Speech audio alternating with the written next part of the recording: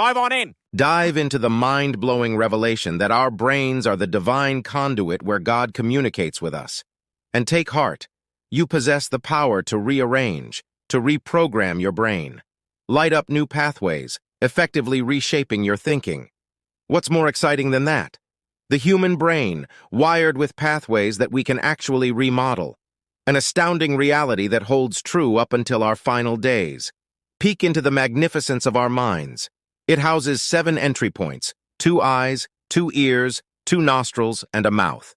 Each entry point allows experiences to stream in and make an impact on our brain, influencing our life's trajectory. Thus, how vital it is for us to understand the process of decision-making within our intellectual powerhouse. This is a subject most overlook, but it's time to start peeling back layers. Picture it, the brain's side view. Notice the limbic system, the epicenter of emotion. Emotions, the often erratic, unreliable influencers in our lives. However, encoded within us is another portion of the brain tasked to regulate our emotional selves. Looking down on the brain, imagine the I won't area on the right controlling our choices to abstain. On the left, we have the I will zone, empowering us to make decisions for our benefit. Seek a harmonious balance between these two and arrive at the central I want area, the goal center. Identified as the prefrontal cortex or frontal lobe, this is where we exercise our willpower, our decision-making prowess. Our choices, responsible for shaping our destiny, are all crafted right within this cerebral hub. It's where our intellect, discretion, and reasoning gather. It's here, in this very part of our brain, where God's divine intervention happens.